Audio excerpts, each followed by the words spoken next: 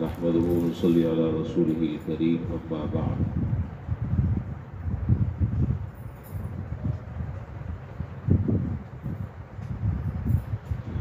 سرکار دو عالم نبی کریم صلی اللہ علیہ وسلم نے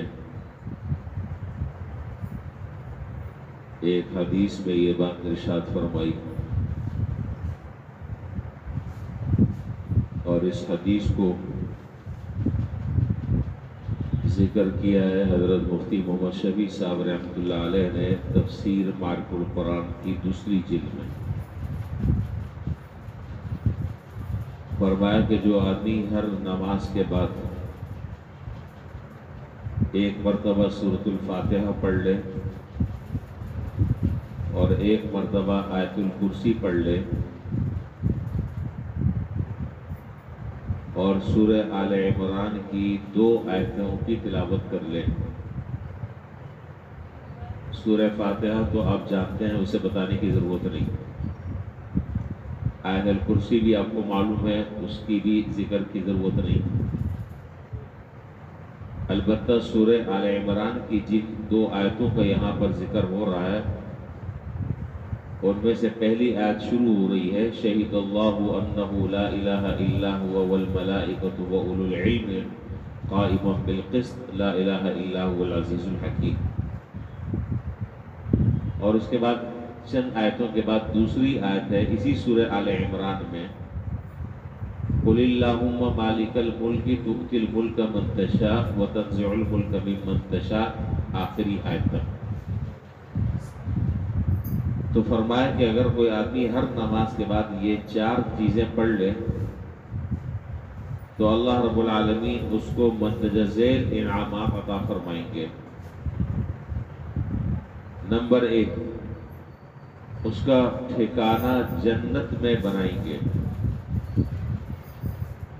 دوسرا فرمایا کہ ہر روز اس کی طرف اللہ تبارک و تعالی 70 مرتبہ نظر رحمت فرماتے ہیں. نمبر 3، ایسے شخص کو اپنے خطیرۃ القدس میں جگہ عطا فرمائیں گے. اور نمبر 4، ہر حاسد اور دشمن سے اللہ تعالیٰ اسے پناہ عطا فرمائیں گے، ان پر اس کو غالب فرما دیں گے، وہ مغلوب ہو جائیں گے، اس کو غلبہ عطا فرمائیں گے. یہ چاروں کے چاروں فائدے بہت ہی زیادہ اہمیت کے حامل ہیں،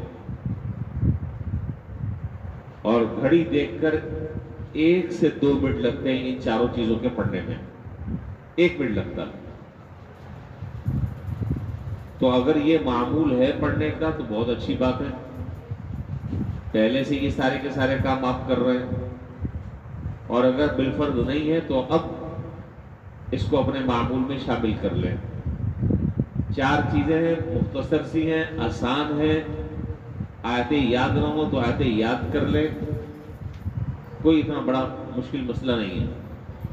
سورہ فاتحہ، آیت الکرسی، یہ تو یاد ہی یاد ہے.